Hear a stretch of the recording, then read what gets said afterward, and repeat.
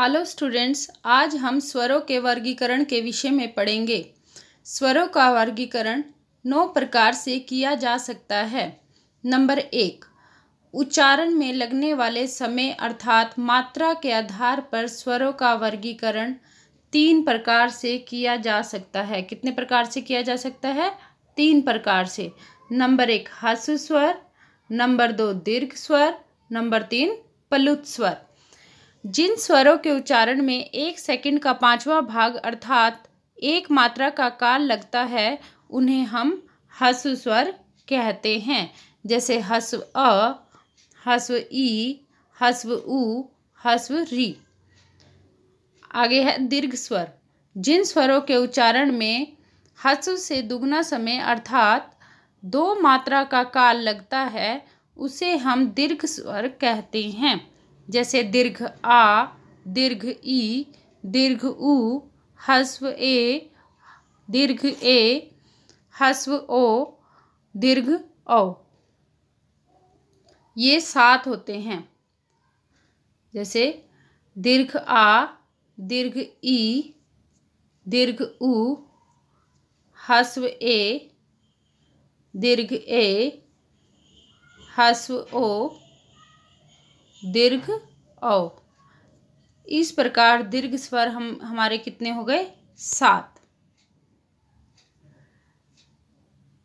Number 3 है प्लुत स्वर। जिन स्वरों के उच्चारण में ह्रस्व स्वर से 3 गुना समय अर्थात 3 मात्रा का काल लगता है उन्हें हम प्लुत स्वर कहते हैं। जैसे राम, मैया, ओम, जाओ। किसी को पुकारने में हम प्लुत स्वर का प्रयोग करते हैं। आगे है ओष्ठाकृति के आधार पर स्वरों का वर्गीकरण 2 प्रकार से किया जा सकता है। नंबर 1 वृत्ताकार स्वर, नंबर 2 अवृत्ताकार स्वर। जिन स्वरों के उच्चारण में ओठ वृत्तमुखी या गोलाकार स्थिति में होते हैं उन्हें हम वृत्ताकार स्वर कहते हैं। जैसे ह्रस्व उ, दीर्घ उ, ह्रस्व औ, दीर्घ औ। नंबर 2 है ओष्ठाकृति के आधार पर दूसरा वर्गीकरण किया जा सकता है अवृत्ताकार स्वर। जिन स्वरों के उच्चारण में होठों की आकृति वृत्तमुखी न हो उन्हें अवृत्ताकार स्वर कहते हैं। जैसे ह्रस्व अ, दीर्घ अ, ह्रस्व ई, दीर्घ ई, ह्रस्व ए, दीर्घ ऐ। नंबर 3 है जीवा की स्थिति के आधार पर स्वरों का वर्गीकरण 3 प्रकार से किया जा सकता है। नंबर 1 अग्र स्वर, नंबर 2 मध्य स्वर, नंबर 3 पश्च स्वर। नंबर 1 अग्र स्वर। जिन स्वरों के उच्चारण में जीवा का अग्र भाग क्रियाशील रहता है उसे हम अग्र स्वर कहते हैं। जैसे ह्रस्व ई, दीर्घ ई, ह्रस्व ए, दीर्घ ए। इसको हम ई और ए की शॉर्ट ट्रिक से भी बच्चों याद रख सकते हैं। ई का मीन्स दोनों ई आ गई, ठीक है। ए का मीन्स दोनों ए हमारे इसमें आ गए। इस ट्रिक से आप याद रख सकते हैं इसे। नेक्स्ट है बच्चों मध्य स्वर। जिन स्वरों के उच्चारण में जीभ का मध्य भाग क्रियाशील रहता है उसे हम मध्य स्वर कहते हैं। जैसे ह्रस्व अ। पेपर में ये प्रश्न पूछ लिया जाता है कि मध्य स्वर या केंद्रीय स्वर कौन सा है। मध्य स्वर को हम केंद्रीय स्वर भी कहते हैं। मध्य स्वर या केंद्रीय स्वर केवल ह्रस्व अ है। और नंबर 3 है पश्च स्वर। जीवा की स्थिति के आधार पर स्वरों का वर्गीकरण जो 3 प्रकार से किया जा सकता है उसमें तीसरा भेद है पश्च स्वर। ठीक है बच्चों, पश्च स्वर। जिन स्वरों के उच्चारण में जीभ का पश्च भाग अर्थात पीछे का भाग क्रियाशील रहता है उसे हम पश्च स्वर कहते हैं। जैसे दीर्घ आ, ह्रस्व उ, दीर्घ उ, ह्रस्व ओ, दीर्घ औ। नेक्स्ट है बच्चों हमारा मुखाकृति के आधार पर स्वरों का वर्गीकरण। मुखाकृति के आधार पर स्वरों का वर्गीकरण 4 प्रकार से किया जा सकता है। नंबर 1 समृद्ध स्वर, नंबर 2 अर्ध समृद्ध स्वर, नंबर 3 विवृत स्वर, नंबर 4 अर्ध विवृत स्वर। नंबर 1 है हमारा समृद्ध स्वर अर्थात क्लोज वोवल। समृद्ध को बोलते हैं बच्चों क्लोज वोवल। जिन स्वरों के उच्चारण में मुख द्वार लगभग बंद रहता है, जैसा कि क्लोज से आपको पता लग रहा है इंग्लिश में, जिन स्वरों के उच्चारण में मुख द्वार लगभग बंद ही रहता है उसे हम समृद्ध स्वर कहते हैं। जैसे ह्रस्व ई, दीर्घ ई, ह्रस्व उ, दीर्घ उ। नेक्स्ट है हमारा अर्ध समृद्ध स्वर। अर्ध समृद्ध स्वर को अंग्रेजी में बोलते हैं half close, half close vowel. ठीक है। जिन स्वरों के उच्चारण में मुख द्वार आधा बंद रहता है, जैसा कि अंग्रेजी के उससे आपको उच्चारण से पता लग रहा है हाफ क्लोज। जिन वर्णों के उच्चारण में, जिन स्वरों के उच्चारण में मुख द्वार आधा बंद रहता है उसे हम अर्ध समृद्ध स्वर कहते हैं। जैसे ह्रस्व ए और ह्रस्व ओ। नंबर 3 है हमारा विवृत स्वर। विवृत का अर्थ है ओपन, ओपन वोवल। विवृत स्वर यानी कि ओपन वोवल। जिन स्वरों के उच्चारण में मुख द्वार पूरा खुला रहता है उसे हम विवृत स्वर कहते हैं। जैसे दीर्घ आ, जैसे दीर्घ आ। नेक्स्ट है हमारा अर्ध विवृत स्वर अर्थात हाफ ओपन वोवल। जिन स्वरों के उच्चारण में मुख द्वार आधा खुलता है उसे हम अर्ध विवृत स्वर कहते हैं। जैसे ह्रस्व अ, दीर्घ ए, दीर्घ ओ। ये हमारे 3 अर्ध विवृत स्वर की श्रेणी में आते हैं। बच्चों ये चार्ट ना आप अच्छी तरह से कर लेना। इसी चार्ट में से ही आपसे प्रश्न पूछे जाएंगे कि केंद्रीय स्वर कौन सा है या मध्य स्वर कौन सा है। तो आपको 4 ऑप्शन दे दिए जाएंगे ई, ए, ह्रस्व अ और ओ। तो आपको किस पर मार्क करना है? ह्रस्व ए पर, क्योंकि ह्रस्व अ ही हमारा मध्य या केंद्रीय स्वर की श्रेणी में आता है। नेक्स्ट है बच्चों जीवापेशियों। पेशियों के तनाव के आधार पर, जीवापेशियों के तनाव के आधार पर स्वरों का वर्गीकरण 2 प्रकार से किया जा सकता है। नंबर 1 शिथिल स्वर, नंबर 2 दृढ़ स्वर। नंबर 1 शिथिल स्वर, नंबर 2 दृढ़ स्वर। जिन स्वरों के उच्चारण में हमारी जीवा आरामदायक स्थिति में रहती है अर्थात उसे ज़्यादा परिश्रम नहीं करना पड़ता उसे हम शिथिल स्वर कहते हैं। जैसे ह्रस्व अ, ह्रस्व ई, ह्रस्व उ। 3 स्वर ही हमारे शिथिल स्वरों की श्रेणी में आते हैं।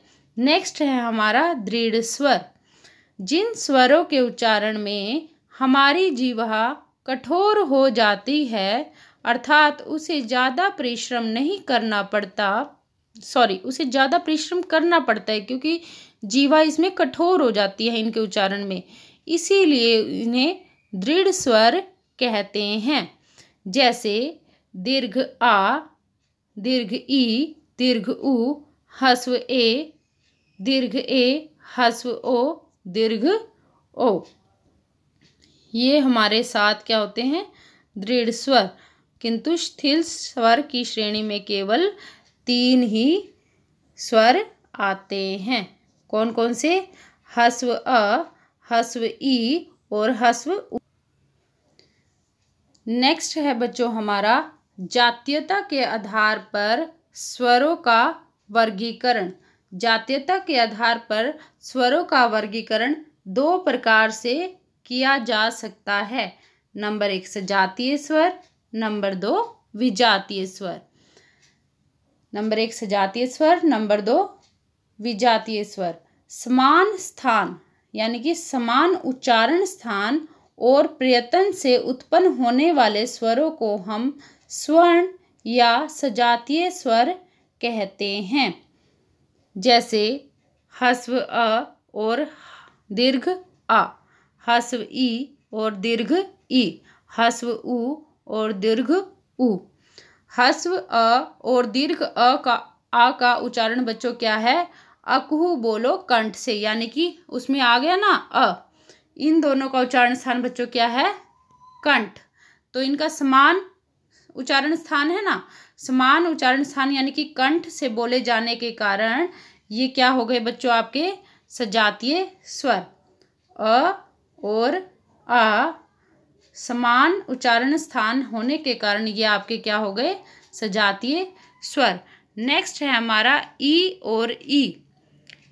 ईचु यश तालु, यानी कि ई, ह्रस्व ई और दीर्घ ई किससे बोले जाते हैं? तालु से। समान उच्चारण स्थान होने के कारण ये भी सजातीय स्वरों की श्रेणी में आते हैं। नेक्स्ट है हमारा ह्रस्व उ और दीर्घ उ। ह्रस्व उ और दीर्घ उ का उच्चारण स्थान बच्चों क्या है? उपु ओष्ठ। उपु ओष्ठ हमने पहले ट्रिक की थी ना उच्चारण स्थान में। उपु ओष्ठ यानी कि ह्रस्व उ और दीर्घ उ का उच्चारण स्थान दोनों का सेम है, एक जैसा है। समान उच्चारण स्थान होने के कारण ये सजातीय स्वरों की श्रेणी में आते हैं। और इनका कौन सा उच्चारण स्थान है बच्चों? उपु ओष्ठ यानी कि होठ। ठीक है। नेक्स्ट हम करते हैं विजातीय स्वर। जिन स्वरों के स्थान और प्रयत्न एक से नहीं होते वे अस्वर्ण या विजातीय स्वर कहलाते हैं। जैसे ह्रस्व अ और ह्रस्व ई। ह्रस्व अ का उच्चारण स्थान बच्चों क्या है? ह्रस्व अ और ह्रस्व ई। ह्रस्व अ का उच्चारण अकुहू बोलो कंठ से, यानी कि इसका उच्चारण स्थान तो कंठ है। और ई का क्या है? ईचु यश तालु से। पहले हम ट्रिक करवा चुके हैं पहले पार्ट में। ठीक है। तो इन दोनों का उच्चारण स्थान अलग अलग हो गया ना। ह्रस्व अ का उच्चारण स्थान तो कंठ हुआ और ह्रस्व ई का उच्चारण स्थान क्या हुआ? तालु। उच्चारण स्थान समान न होने के कारण ये अस्वर्ण या विजातीय स्वरों की श्रेणी में आते हैं, इसीलिए इन्हें विजातीय स्वर कहते हैं। नेक्स्ट है बच्चों ह्रस्व अ और दीर्घ उ। ह्रस्व अ और दीर्घ उ। ह्रस्व अ का उच्चारण स्थान बच्चों क्या है? ह्रस्व अ का आपका उच्चारण स्थान है कंठ और अकु बोलो कंठ से, यानी कि इसका उच्चारण स्थान कंठ हो गया। और उपु ओष्ठ यानी कि इसका उच्चारण स्थान आपका ओष्ठ हो गया। तो इन दोनों स्वरों का उच्चारण स्थान भी एक जैसा नहीं है। एक जैसा उच्चारण स्थान न होने के कारण ये कौन से स्वरों की श्रेणी में आएंगे? विजातीय स्वरों की श्रेणी में आएंगे। नेक्स्ट है बच्चों हमारा ह्रस्व ई और दीर्घ उ। ह्रस्व ई और दीर्घ उ। ह्रस्व ई का उच्चारण स्थान अब बताओ बच्चों क्या होगा?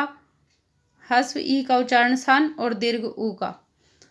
ह्रस्व ई का ईचु यश तालु और उपु ओष्ठ।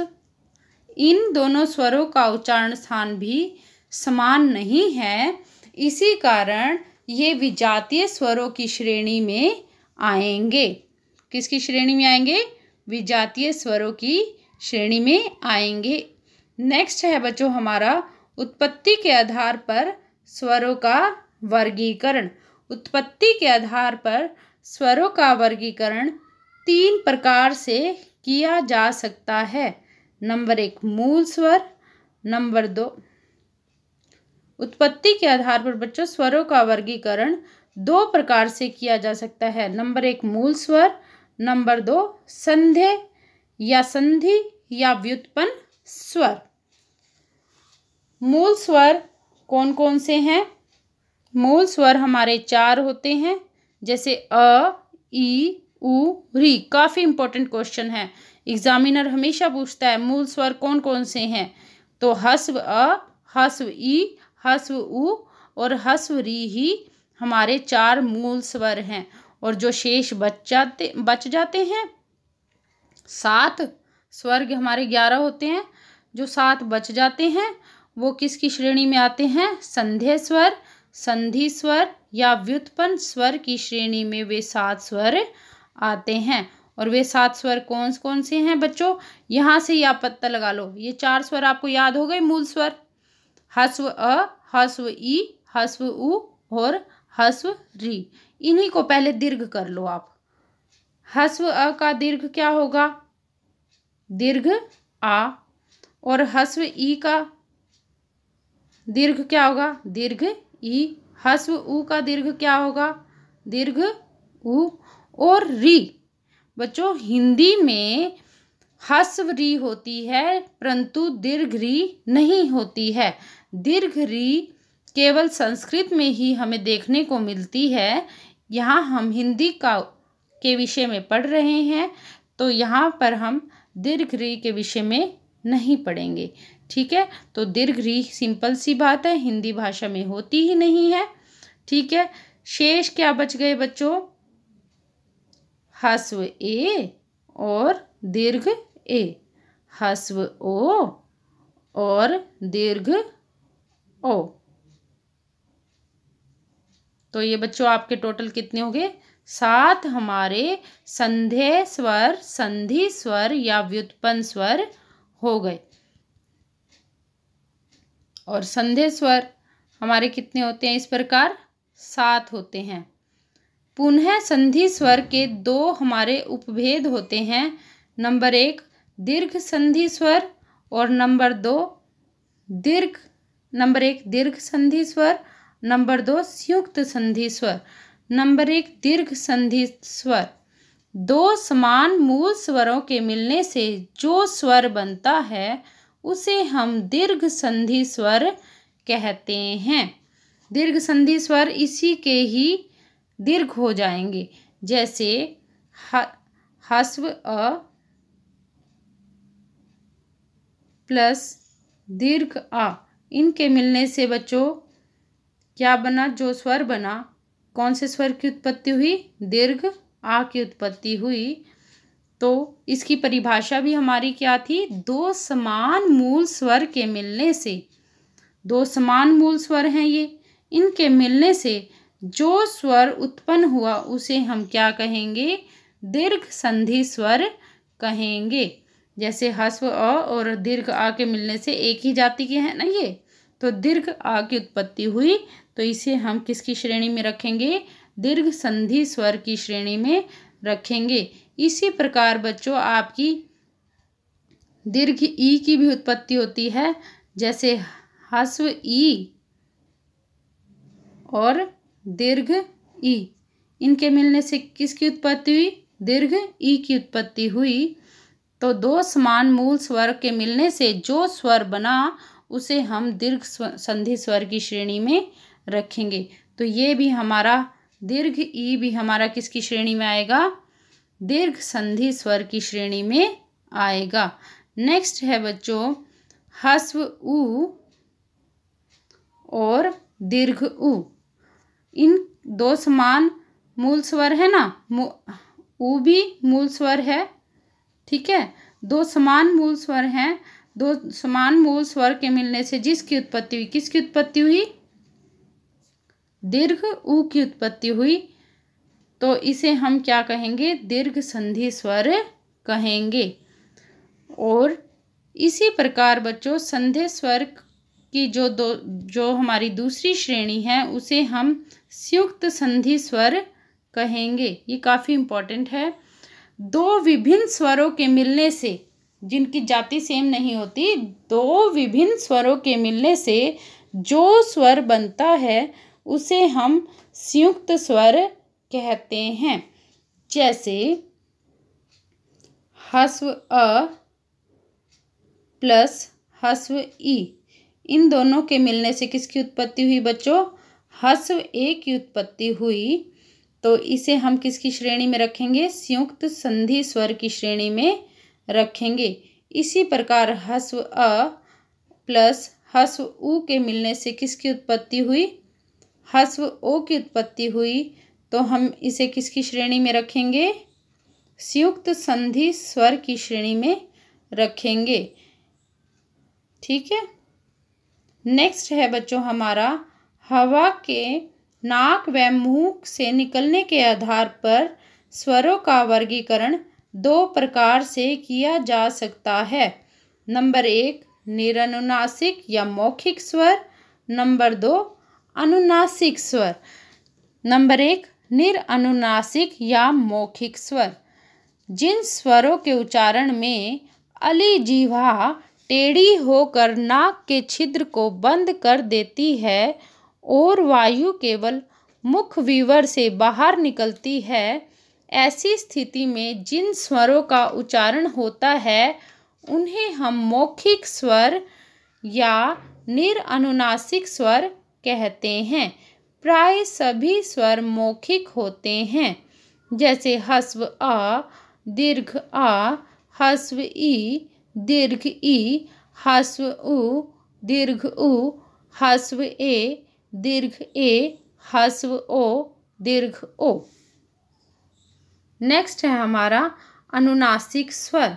जिन स्वरों के उच्चारण में अली जिह्वा नीचे लटक कर नासिका विवर को खोल देती है तथा वायु नासिका विवर तथा मुख विवर दोनों से ही निकलती है, ऐसी स्थिति में जिन स्वरों का उच्चारण होता है उन्हें हम अनुनासिक स्वर कहते हैं। सभी स्वरों के अनुनासिक रूप भी हमें प्राय मिल जाते हैं, जैसे अ के ऊपर चंद्र बिंदु, आ के ऊपर चंद्र बिंदु, ई के ऊपर अनुस्वार, ठीक है, दीर्घ ई पर भी अनुस्वार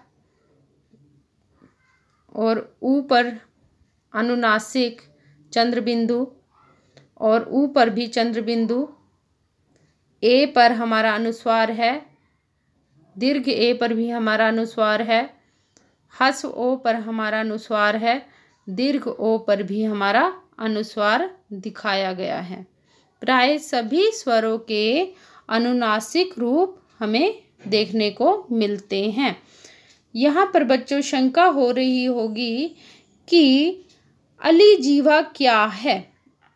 बच्चों हमारे मुख में कंठ के पास जो कौवा घंटी की तरह लटका हुआ जो मांस का टुकड़ा होता है उसे हम अली जिह्वा कहते हैं। अपने मुख को खोल कर देखिए, सामने शीशे में, दर्पण में, वहाँ आप खोलेंगे तो आपको कंठ के पास एक घंटी के आकार का मांस का टुकड़ा लटका हुआ दिखाई देगा, उसे ही हम अली जिह्वा कहते हैं। ठीक है, ये हमारा इस प्रकार से घंटी सी बनी होती है, उसे हम अली जिह्वा कहते हैं। नेक्स्ट है बच्चों उच्चारण स्थान के आधार पर स्वरों का वर्गीकरण। उच्चारण स्थान के आधार पर स्वरों का वर्गीकरण बच्चों मैं आपको करवा चुकी हूँ। अकहू बोलो कंठ से, इचू यश तालु से, रीटू रश मूर्धाजी, ऊपू ओष्ठ, ए कंठ तालु, ओ कंठोष्ठ, फकारस्य दंतोष्ठ, यय मंगनम नासिका, यानी कि प्रत्येक वर्ग का अंतिम वर्ण ये सब नासिका से बोले जाएंगे और अनुस्वार भी नासिका से बोला जाएगा। ये स्वर और व्यंजनों का वर्गीकरण उच्चारण स्थान के आधार पर मैंने आपको पहले समझा दिया है, ये आप वहाँ से पढ़ लीजिएगा। यहाँ से अलग टॉपिक बनता है, ये मैं आपको पहले करवा चुकी हूँ।